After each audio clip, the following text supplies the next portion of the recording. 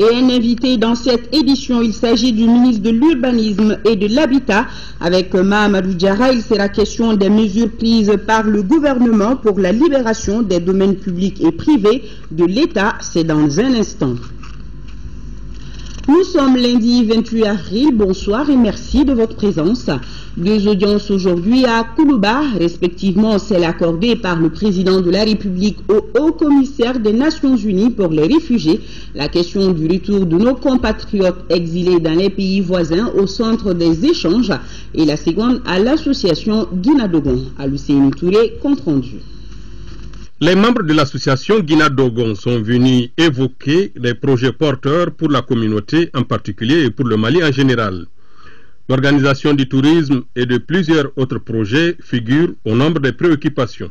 Nous avons en vue la construction d'un musée national Dogon, au pays Dogon.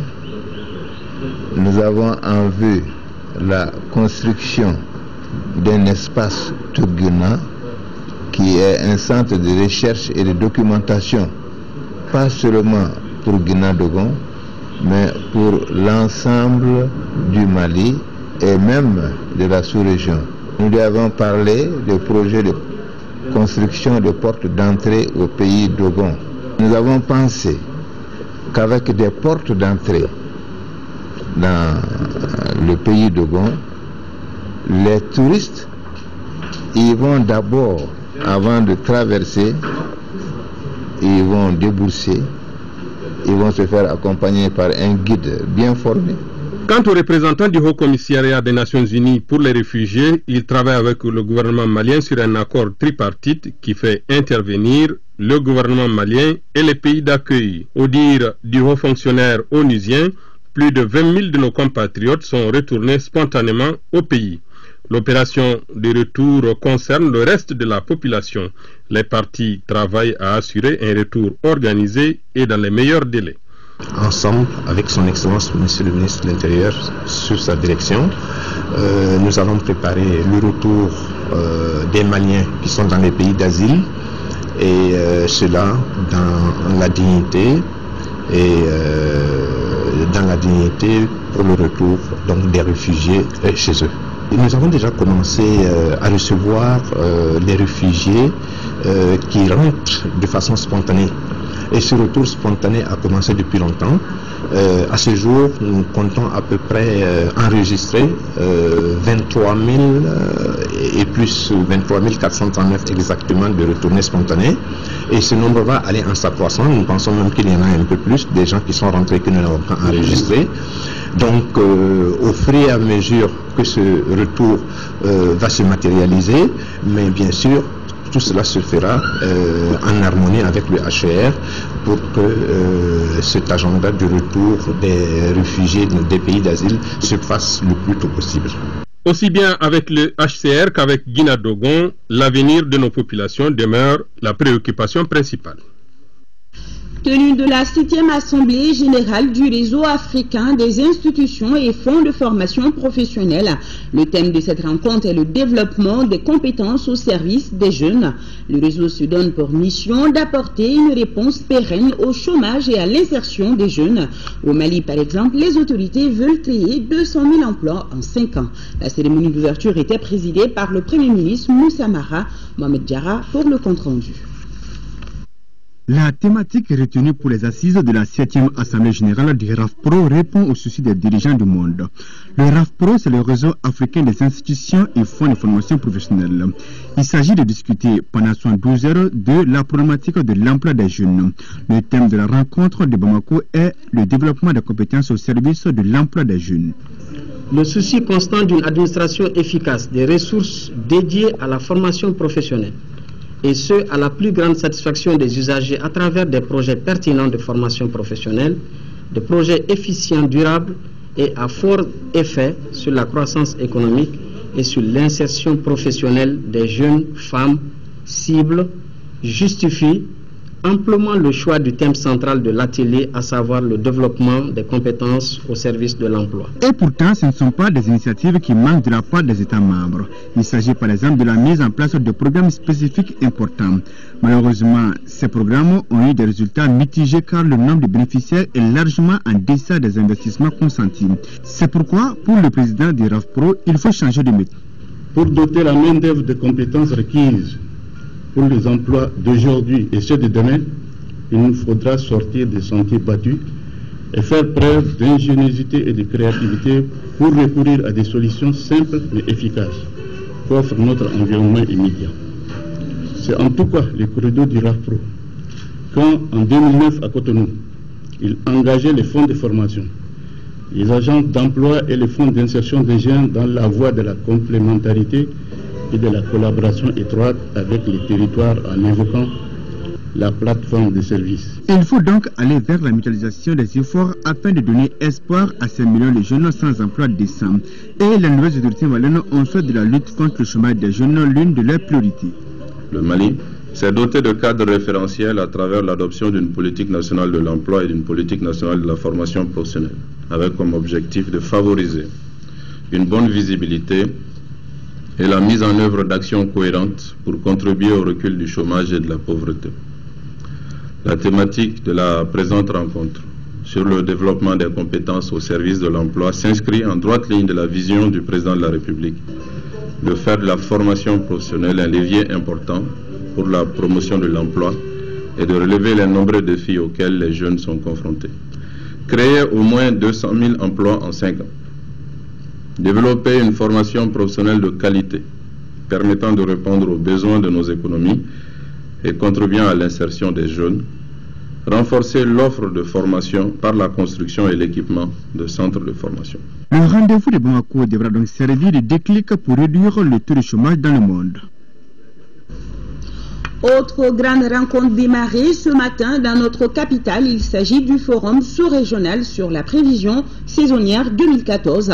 Une rencontre qui vise à réduire la vulnérabilité climatique dans le domaine du développement socio-économique. Les experts vont échanger sur les stratégies pour gérer les risques et chercher des opportunités pour l'agriculture et l'atteinte de la sécurité alimentaire. Mariam Sagara, reportage. Pour les pays de l'Afrique de l'Ouest, du Tchad et du Cameroun, la prévision saisonnière va contenir les caprices du temps et du climat à partir de ce forum. Une meilleure gestion des changements climatiques élaborée par les experts permettra d'amoindrir les risques et les catastrophes pendant l'hivernage. L'objectif principal de ce forum est de favoriser les échanges entre les experts afin de produire des prévisions saisonnières consensuelles des pluies et des débits pour la saison hivernale 2014 en Afrique de l'Ouest, au Cameroun et au Tchad.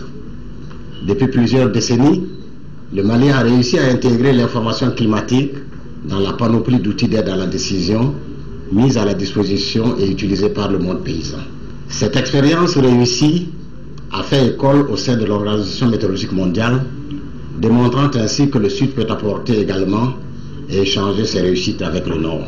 Dans le cadre de l'atténuation des effets des aléas sur les populations, le Centre régional AgriMed a capitalisé des acquis importants dans le domaine de la production et la diffusion de l'information aux décideurs, ainsi que du renforcement des capacités des cadres des services météorologiques et hydrologiques des pays de l'espace SIL-CEDEAO.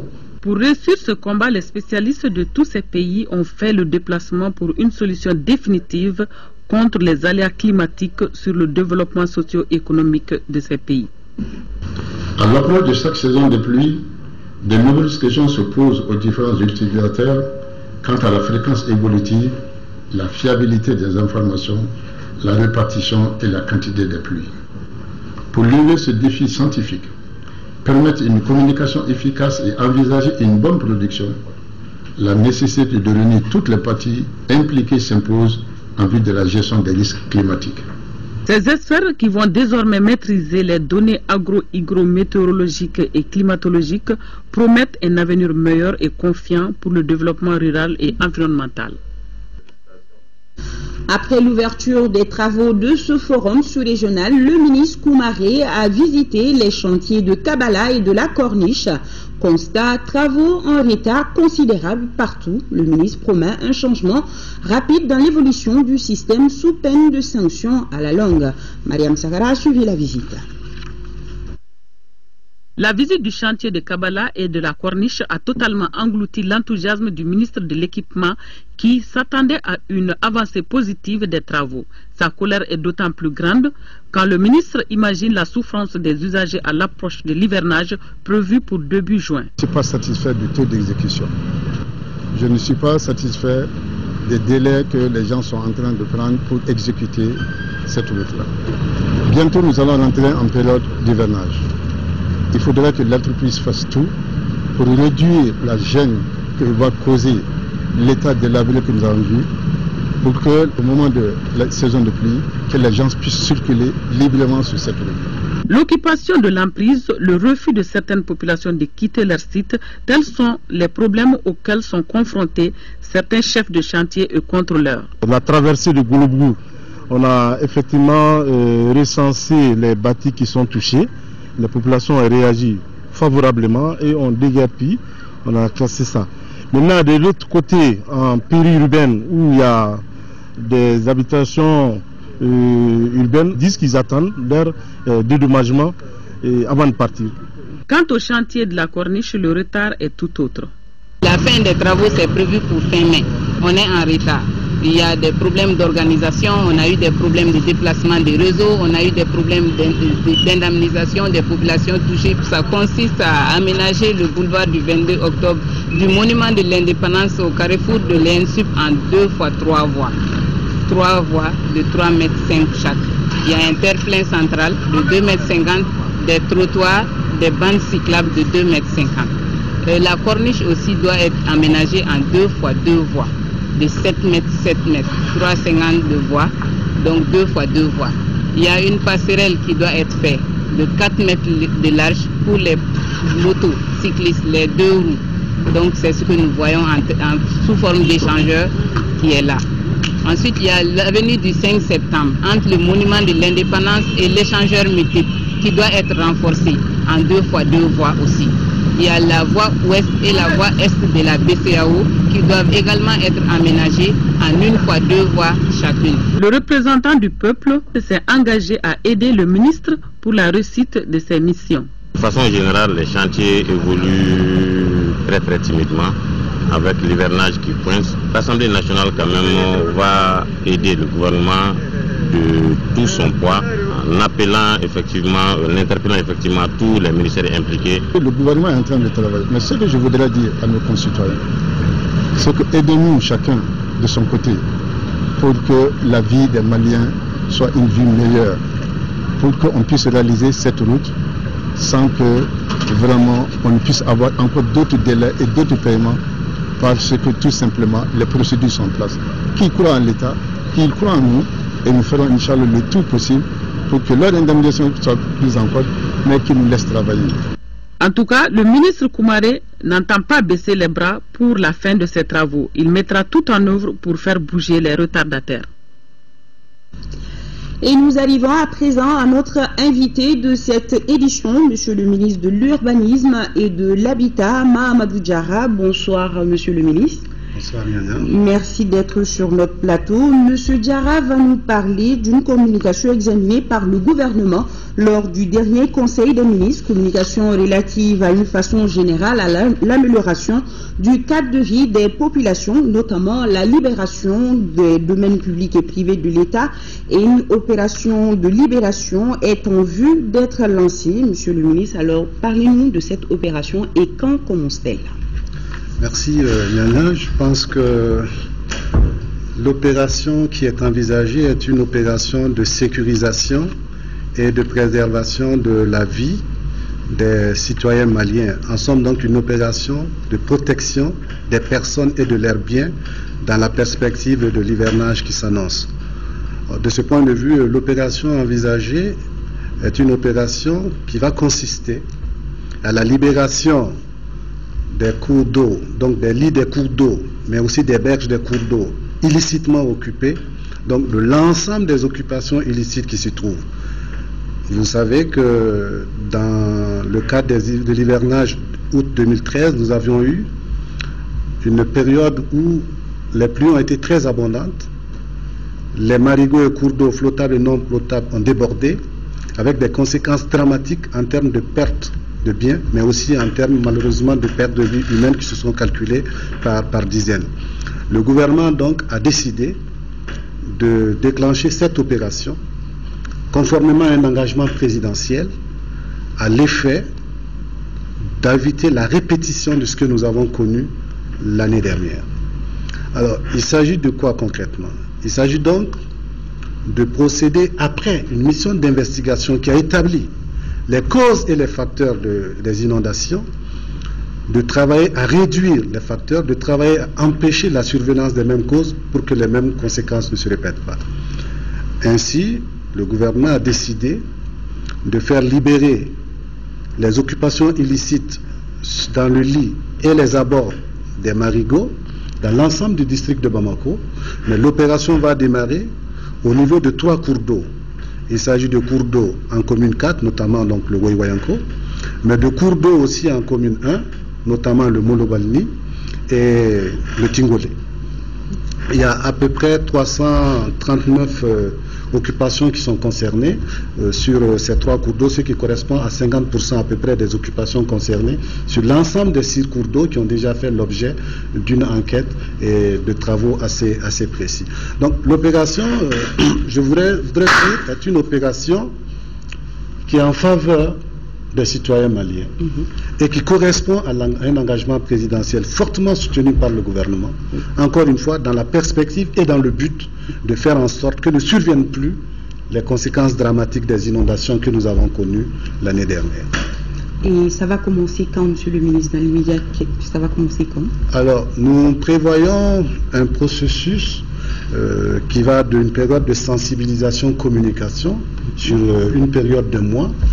Au terme de cette période de mois, en ce moment-là, lorsque nous aurons la certitude que les populations elles-mêmes sont suffisamment informées, que les personnes concernées, donc les occupants illicites sont suffisamment informés, à partir de ce moment-là, nous allons commencer l'opération de déguerpissement à proprement parler, qui, encore une fois, est une opération qui va inciter souvent la démolition de l'ensemble des occupations concernées, souvent les rajouts qui ont été faits à des occupations licites, mais les rajouts étant illicites.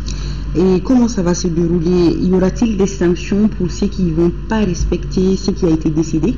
Maintenant, quand au regard de ce que nous avons vu l'année dernière, il reste entendu, et le rapport de la mission d'investigation sur les inondations de 2013 le dit expressément, les autorités administratives et certains agents administratifs sont responsables en partie de ce qui s'est passé.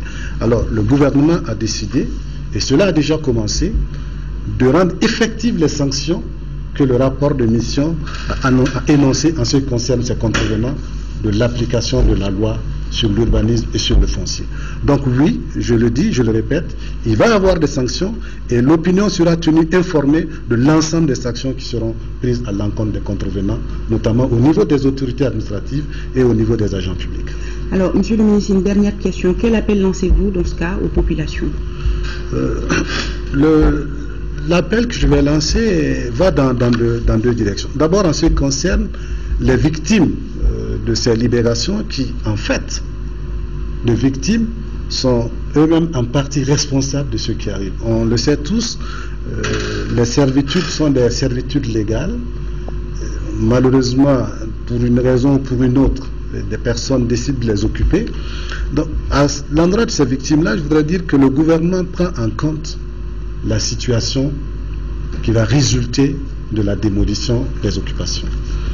Comment le gouvernement le prend en charge? Le gouvernement a décidé de faire en sorte que toutes les personnes concernées, notamment les personnes qui étaient à titre de locataires ou à titre de propriétaires dans ces habitations-là, puissent se voir accorder un secours à l'effet de pouvoir vivre plus convenablement les conséquences de la situation qui va résulter de la libération. Deuxièmement, les occupants qui étaient, non plus à titre d'habitation, mais qui étaient en l'exploitant en tant que site professionnel. Je vais parler des maraîchers, je vais parler des artisans, je vais parler des mécaniciens. Le gouvernement envisage également, en faveur de ceux-ci, d'apporter un concours, un secours à l'effet de leur permettre de s'installer, encore une fois, dans des conditions plus humaines et conformément à la légalité. Donc, en plus des indemnisations qui vont être apportées à ceux qui avaient des titres et qui ont construit sur la base d'autorisation, des réparations qui vont être données à ceux qui avaient des droits précaires, donc pas de titre foncier, et qui ont construit sur autorisation, le gouvernement envisage donc, en plus de l'indemnisation et de la réparation, une action de secours dans la mansuétude qui est celle de l'État en faveur de ceux-là même qui légalement doivent être poursuivis. Donc l'État décide de ne pas poursuivre les citoyens qui ont construit sans autorisation, qui ont occupé sans droit, mais l'État décide de les aider, de l'apporter. C'est conforme à notre politique de réduction de la pauvreté, c'est également conforme à notre politique de promotion de la famille. Et pour faire comprendre tout ça, il y aura une campagne de sensibilisation et d'information. M. Diarra, merci. Merci beaucoup. Et je vous rappelle que M. Diarra, c'est le ministre de l'Urbanisme et de l'Habitat. Il était notre invité de cette édition. La suite de ce journal sur un tout autre registre. Les travaux de la 4e revue sectorielle conjointe développement rural ont débuté ce lundi matin à Bamako. Commencé au niveau régional, les acteurs et partenaires du secteur agricole ont 2 jours pour échanger et discuter sur des thèmes qui visent l'amélioration des performances de notre agriculture. Compte rendu Mamoudou Sidibé. Pendant 2 jours, il s'agit pour les acteurs et partenaires du secteur agricole de faire le point de la situation du secteur au 31 décembre 2013 et d'étudier ses perspectives. Instituée depuis 2009 pour asseoir une bonne politique agricole, la revue sectorielle conjointe connaît des innovations. En plus de l'opportunité qui est offerte aux acteurs régionaux d'attirer l'attention de la revue sur les problèmes particuliers, 2 autres innovations ont été introduites dans le déroulement de la revue. Il s'agit de la présence plus importante des élus des chambres régionales d'agriculture qui pourront mieux faire entendre la voix de la profession agricole. Et surtout de l'organisation d'une table ronde autour donc, du ministre du Développement rural pour une discussion approfondie sur des thématiques majeures. Les sujets soumis aux participants pour discussion sont d'une grande importance pour le secteur agricole, un secteur qui s'est engagé dans un processus de transformation en vue de sa modernisation. Vous aurez à partager des informations relatives à l'analyse des résultats de la campagne agricole 2013-2014, la mise en œuvre du programme national d'investissement prioritaire dans le secteur agricole PNI-PSA, l'état d'élaboration du programme national d'investissement du secteur agricole PNISA, les cas de dépenses à moyen terme CDMT, l'état de mise en œuvre des concertations paysannes sur le foncier rural, la situation de l'environnement à travers la mise en œuvre du programme gestion durable des terres et l'état d'exécution des activités relatives à la profession agricole. Les recommandations issues de cette revue devront permettre d'améliorer les performances de notre agriculture, dont les autorités veulent en faire le moteur de notre économie. Et ce communiqué, le président de l'Assemblée nationale porte à la connaissance des honorables députés qu'une séance plénière de la session ordinaire en cours se tiendra demain mardi 29 avril 2014 et jour suivant à partir de 10h dans la salle Modibo Keïta. L'ordre du jour porte sur les points suivants: déclaration de politique générale du gouvernement et de communication. Le président s'est compté sur la présence effective des honorables députés et la séance est publique. Lancement des activités de l'association des ressortissants de la commune rurale de Torola dans le cercle de Bougouni. Cette association entend lutter contre l'autosuffisance alimentaire, la pauvreté, l'exode rural et le chômage.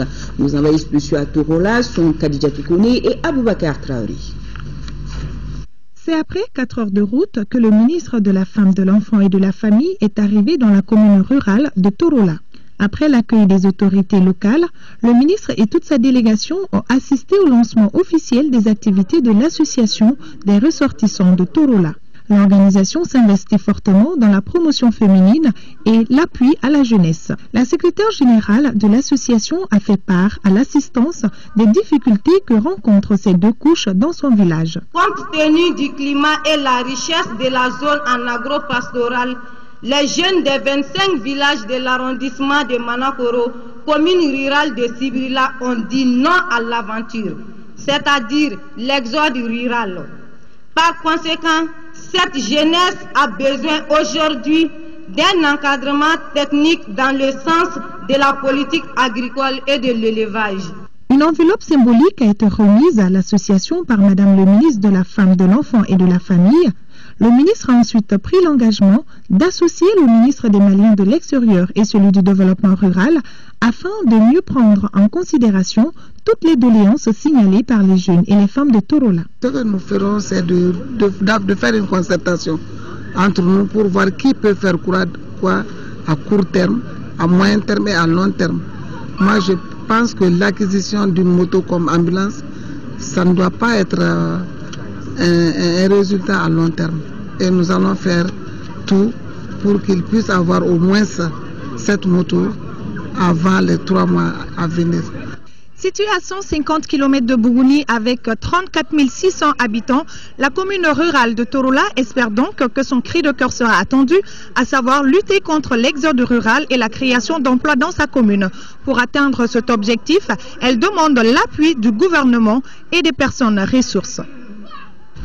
Nous restons avec le ministère de la Femme, de l'Enfant et de la Famille, cette fois-ci à Bamako. Ce département vole au secours des femmes du Nord affectées par la crise. Il vient de leur doter d'équipements productifs, de transformation, de conservation et de commercialisation. Le geste s'inscrit dans le cadre de la réinsertion socio-économique des bénéficiaires. Compte rendu, Sorona Kamisoko. Composé d'équipements de transformation de blé, de maraîchage, de matériel de fabrique de lait et yaourt, de peaux et cuir, d'une valeur de 19 millions de francs CFA. Ce don du ministère de la Femme, de l'Enfant et de la Famille est destiné à certaines associations féminines du Nord dans le cercle de Tombouctou, de Gao et de Mopti. Pour la responsable du département Sangaré Oumba, ce don contribuera à la réinsertion socio-économique des femmes affectées par la crise du Nord. Mon département a initié cette activité pour soutenir le relèvement économique de certains groupements de femmes. Les activités ont bénéficié, entre autres, du financement du Fonds social d'urgence à travers le ministère en charge de l'action sociale et humanitaire et de la reconstruction du Nord. Il s'agit là d'un geste de solidarité agissante qui ira en s'amplifiant au cours des mois à venir en tenant compte des orientations et des recommandations du Forum national. Ce talent de patriotisme, de courage mérite d'être soutenu et consolidé. Ce don en faveur de ces associations et ces groupements de ces différentes régions est certainement un renforcement conséquent des capacités organisationnelles, entrepreneuriales ainsi que de promotion de nouvelles perspectives d'investissement. Bien avant cette cérémonie de remise, le département avait rencontré les bénéficiaires de ces équipements afin d'identifier leurs besoins.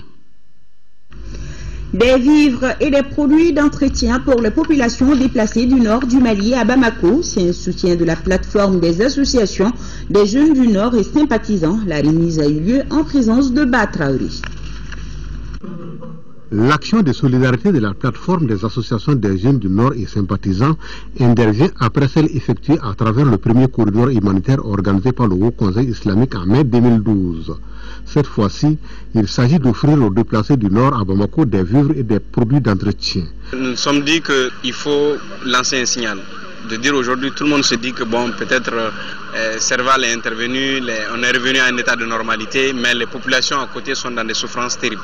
Qu'il faut que nous continuions effectivement à nous porter auprès de ces populations qui souffrent, qui sont déplacées à Bamako, un temps soit peu, se réunir pour faire des cérémonies de remise comme ça et les sensibiliser effectivement à un retour dans leurs familles respectives. Nous sommes vraiment contents du fait que les gens de plateforme nous ont appelés ici pour nous remettre leurs dons là.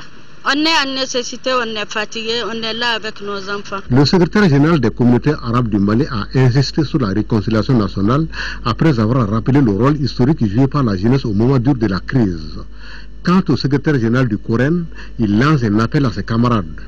J'ai fait un appel à tous les déplacés du Nord pour qu'ils rejoignent le terroir. On a besoin d'eux sur le territoire.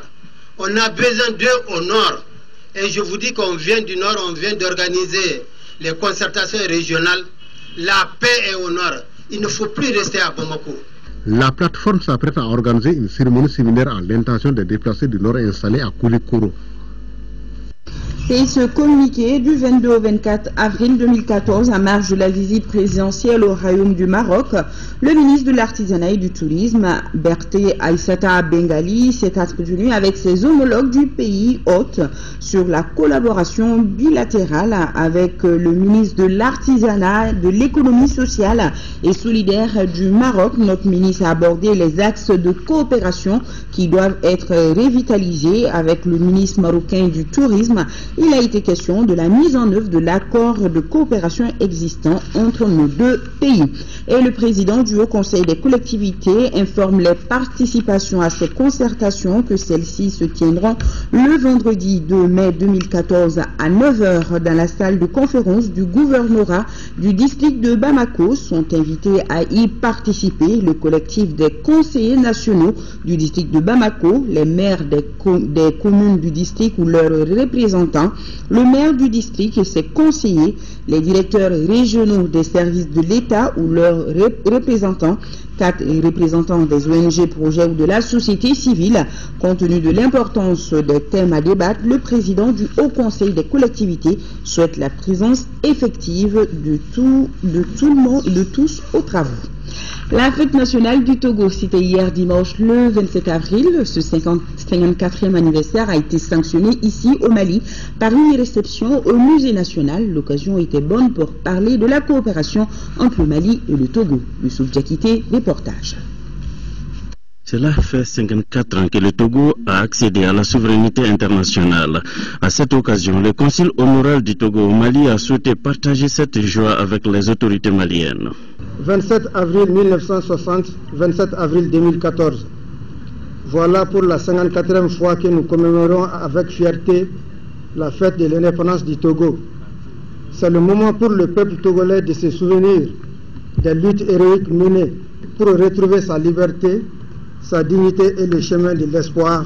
Ce furent assurément des luttes âpres et des combats douloureux, tant ces épisodes de notre histoire commune ont brisé les vies et sacrifié l'espérance de nombreux compatriotes. Et la communauté togolaise au Mali a massivement fait le déplacement pour accompagner l'initiative. L'indépendance du Togo, ça représente beaucoup pour nous Togolais.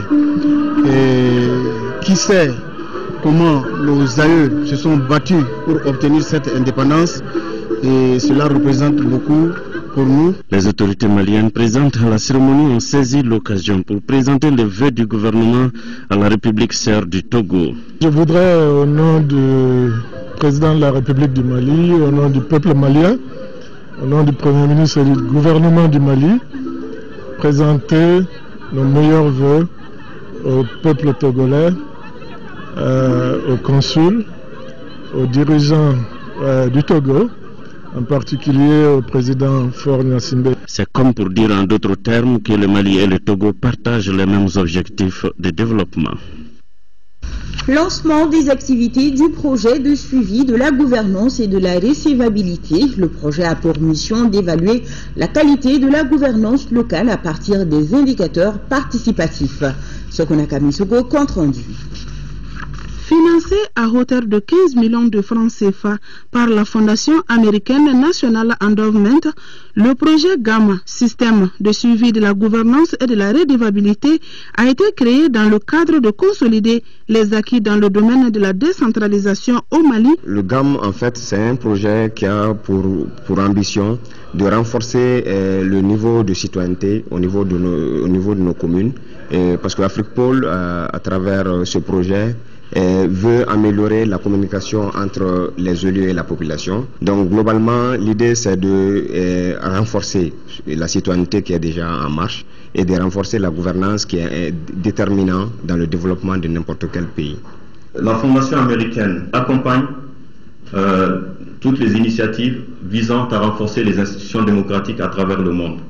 Elle appuie annuellement plus de 1000 projets à travers le monde et à travers plus de 90 pays. Le projet système de suivi de la gouvernance et de la redevabilité a une durée d'1 an.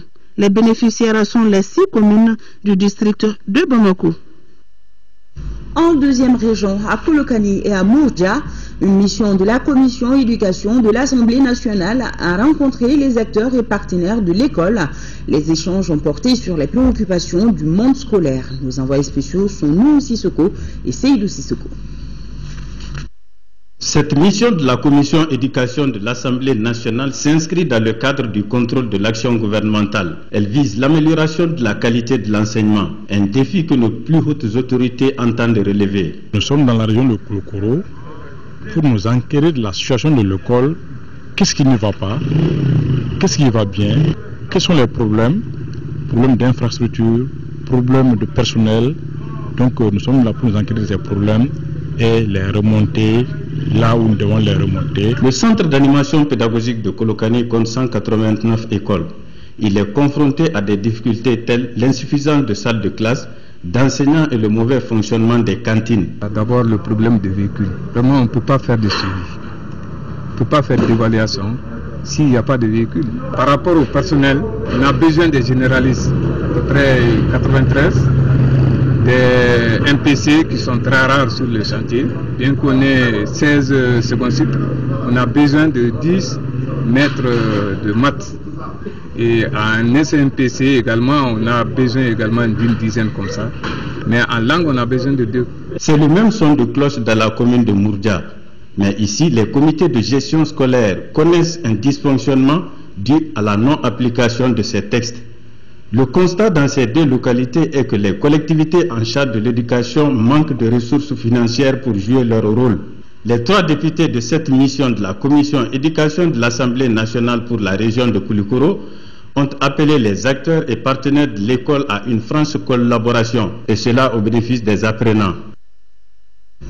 Les acteurs du transport fluvial en conclave en 7e région, la mission doit mener une campagne d'information et de sensibilisation sur la sécurisation des embarcations fluviales à Gao. L'initiative est du ministère de l'équipement, des transports et du désenclavement.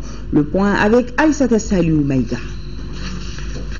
Informer et sensibiliser les acteurs sur la sécurisation des embarcations fluviales à Gao afin de réduire les cas d'accidents sur les voies navigables, tel est l'objectif de cette rencontre initiée par le ministère de l'Équipement, des Transports et du Désenclavement.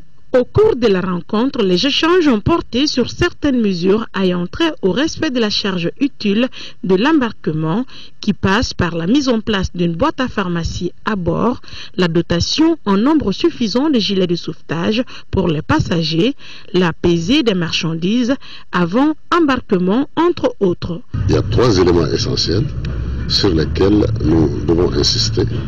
C'est la sécurité de la voie fluviale, la sécurité des embarcations et maintenant la formation des gens, des animateurs du transport fluvial. Pour les autorités régionales, cette initiative est hautement salutaire. La sécurité des personnes et des biens constitue aujourd'hui une préoccupation des plus hautes autorités. Les participants à ces rendez-vous du donner et du recevoir estiment qu'ils sont désormais mieux outillés pour appliquer strictement ces mesures prises par le ministère en charge des transports. Le message a été bien compris. Désormais, on va prendre toutes les dispositions pour mettre les passagers dans les conditions de voyage ainsi que leurs biens. Les autorités administratives et politiques de la cité des Askia promettent de veiller à l'application correcte de ces mesures. À Ségou, même scénario, même objectif, celui de la sécurisation des embarcations sur les fleuves Niger et Sénégal. Une rencontre d'échange s'est déroulée ce jeudi à Ségou, le reportage de Candicila. Les embarcations sur les fleuves Niger et Sénégal doivent être plus sécurisées pour préserver des vies humaines. C'est du moins l'esprit de la lettre de cadrage du département de l'équipement des transports et du désenclavement. Aussi, la rencontre de Ségou vise à partager avec les acteurs et responsables du secteur sur les dispositions pratiques par rapport à la mise en œuvre efficiente de cette lettre. Il s'articule autour de 5 points principaux qui sont des rudiments, des éléments essentiels, mais je dirais primaires que chacun d'entre nous doit connaître sur la sécurité fluviale. Les réglementations en vigueur à court terme conformément à la lettre sont relatives, entre autres, au respect de la charge utile de l'embarcation, l'installation des équipements de signalisation, de gilets de sauvetage, la mise en place d'une boîte de pharmacie dans les embarcations. Désormais, la pesée des marchandises avant embarquement ou la liste nominative des passagers à bord seront de mise. Au regard de la recrudescence des accidents liés à l'état des embarcations, il est aujourd'hui nécessaire de faire changer le comportement de certains de nos acteurs pour que ces embarcations puissent répondre à des normes appropriées. Et le Conseil du gouverneur a demandé aux participants une plus grande diffusion de ces dispositions et le respect strict des réglementations. Dans la commune de Dougabougou, les partenaires au développement accompagnent les populations dans la lutte contre la malaria, ceci à travers un projet de lutte contre le paludisme. Et Fousseini Samaki nous en dit plus. Les populations de Dougabougou ont bien accueilli l'arrivée de ce nouveau projet de lutte contre le paludisme. Siwobu Wolo 2 a pour but de renforcer les capacités des organisations communautaires de base, les ASACO et CSCOM en matière de prévention et traitement du paludisme. Il est financé par l'Utilène World Relief en partenariat avec l'Association pour la promotion du Sahel pour un coût estimé à plus de 100 millions de francs CFA pendant 12 mois. Faire en sorte que les médicaments puissent être disponibles en certains points tels qu'au niveau des CSCOM tout le temps, surtout les médicaments contre le palu. Ça, c'est un premier élément. Le deuxième élément, et c'est sur lequel nous comptons le plus, c'est faire en sorte qu'il existe un mécanisme de mobilisation des ressources pour faire face au palu. C'est un cri de cœur que je lance aux autorités communales, aux autorités administratives, aux communautés qui sont les OCD, aux chefs de ménage, vraiment de prendre les acquis de ces deux projets. Pour une meilleure exécution du projet, des séances d'information et de sensibilisation permettront de mieux orienter les populations vers les services de santé de cette zone de Kala sucrier favorable à la prolifération des moustiques. L'État et ses partenaires, en optant pour la lutte contre le paludisme, comptent sur l'adhésion de tous les acteurs socio-sanitaires dont la communauté sans laquelle cet objectif ne peut être envisageable. Un autre temps fort de cette journée a été la remise gratuite d'un important lot de médicaments aux autorités communales de Dougabougou pour renforcer leur capacité dans la lutte contre le paludisme. 12 millions de francs CFA, c'est le coût d'une quantité importante de semences de riz certifiées R1 que le projet Africa Rice vient de mettre à la disposition des producteurs vulnérables de la région de Sikasso. Et de Sikasso, la correspondance de Daouda Diakiti. Ils sont 2400 producteurs vulnérables de la région de Sikasso à bénéficier de ce don de semences de riz certifiées R1. Et le Mali a bénéficié de ce qu'on appelle le projet initiative d'urgence au même titre que 27 autres pays africains. Donc ce projet vise la production de semences certifiées dans le but d'améliorer la productivité et de l'atteinte aussi de l'autosuffisance alimentaire. Comme vous le savez, nos paysans rarement utilisent les semences améliorées. Donc le taux d'utilisation des semences améliorées est très faible, moins de 15%. Donc à travers ce projet, nous voudrons améliorer donc le taux d'adoption de ces semences améliorées, notamment les variétés que nous avons eu à développer. Il s'agit de variétés pluviales et de bas-fonds. Estimée à 18 millions de francs CFA, la présente donation est une initiative financée par le gouvernement japonais à travers le programme d'aide d'urgence aux producteurs à faible revenu. Un geste fortement apprécié par les bénéficiaires. Je remercie beaucoup les donateurs et je demande à tous les bénéficiaires de ne pas nous décevoir. Et les autorités régionales de l'UE l'excellence des relations entre le Mali et le gouvernement japonais avant de lancer ce message aux bénéficiaires. C'est une première au Mali en général et singulièrement dans notre région et c'est l'occasion pour nous d'inviter alors les bénéficiaires à faire très bon usage de ces semences de 60 tonnes. La visite des stocks suivie de la distribution symbolique a mis fin à la cérémonie. Autre grand titre de ce journal, la fête de génération à Mahou tous les 40 ans. Cette année, elle a été couplée avec la sortie des masques 2014. Aussi, le week-end a été marqué par plusieurs événements entrant dans le cadre du passage de témoins entre les gardiens de la tradition et les cadets en passe de les remplacer dans 3 ans. Maou, c'est à 7 km de Farabana, le premier village burkinabé, nous indique nos envoyés spéciaux Cheikh Tidiane Traoré, Aliou Touré et Moïse Traoré. Mileno, la fête de génération a lieu tous les 40 ans. La génération compte entre 20 et 30 groupes d'âge. Au cours des journées de célébration, la dernière génération, Oyora, passe le témoin à une nouvelle. Les membres de la génération montante, les Yoromboura, sont en passe de devenir les gardiens de la tradition. Généralement, les gens qui sont du même âge font un groupe qu'on appelle Koun. Bon, ce groupe d'âge, soit le nom de ce groupe, c'est le parrain qui est le nom du groupe, bien le plus âgé du groupe. Il y a des gens qui veillent sur le faire quand même, sur tous les points. Voilà, ils demandent ce qui ne va pas, même s'il y a un cas de maladie, même s'il y a une épidémie, par exemple à Maou, et ils vont chez les charlatans, ils donnent la cause. Peyinou, la fête annuelle des masques est l'occasion pour les groupes d'âge des 4 quartiers de démontrer leur savoir-faire dans la fabrication des masques et l'exécution des pas de danse. Vendredi, un mouvement exceptionnel se fait entre le Petit Toit, Naoro et le Monticule, d'Onfiki, site d'une ancienne forêt. C'est là que s'était installé un des tout premiers chasseurs fondateurs du village. Le plus vieux groupe doit monter sur le toit, le grand toit, le petit étage qui est sur le toit, doivent monter. Ceux qui sont sur ce grand toit, donc s'ils descendent, ils vont trouver les fouilles à leurs cadets.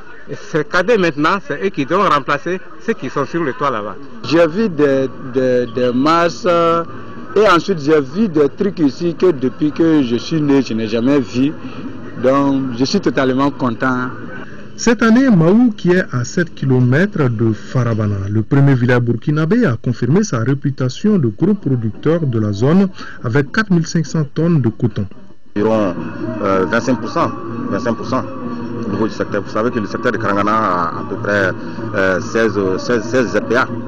Nous allons faire un appui de 3 millions dans le cadre également de l'addition d'eau. Tout ça, c'est pour le bien-être du monde rural. Zumbara, des gens de la nuit, tels qu'on les surnomme, n'apparaissent pas le jour. Les originaires du Mandé en ont fait découvrir à leurs invités 2 jours avant la grande fête. Le Mali profond, le Mali des traditions et la chronique santé du jour touche les problèmes de santé que peut poser l'ingurgitation de produits chimiques corrosifs par une personne. Avalés accidentellement par les enfants, les produits chimiques peuvent endommager l'œsophage, l'estomac. Ils peuvent aboutir à ce qu'on appelle une sténose caustique. Les conseillers pour réduire les cas de sténose caustique, nous dit Tchessira Dameli.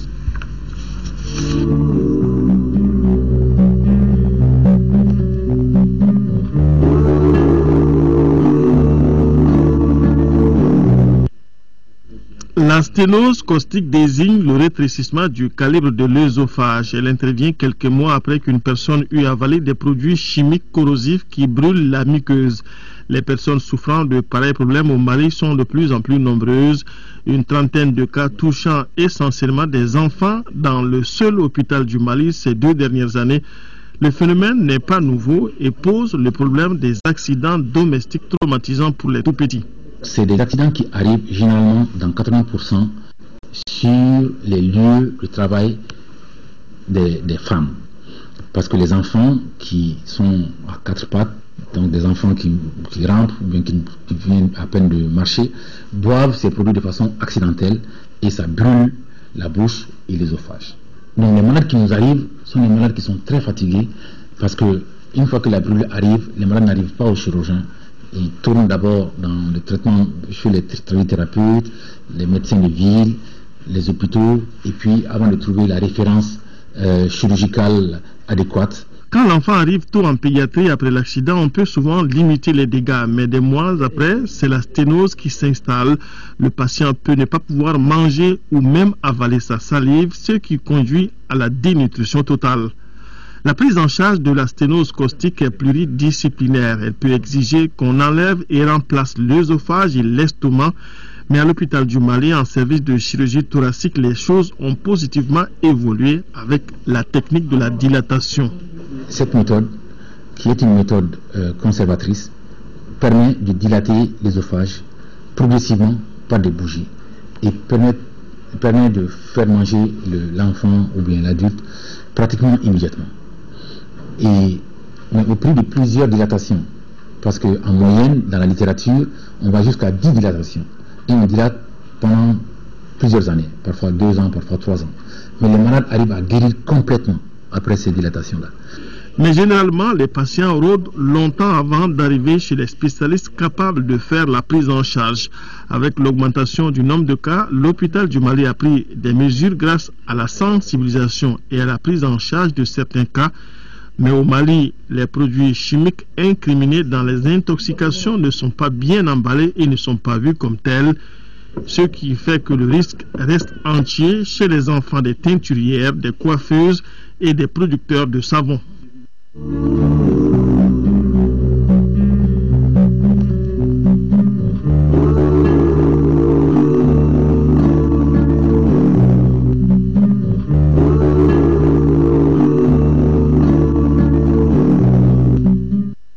Voilà, point final à ce journal que j'ai eu le plaisir de vous présenter. Demain, 10h, 13h, Mohamed Touré.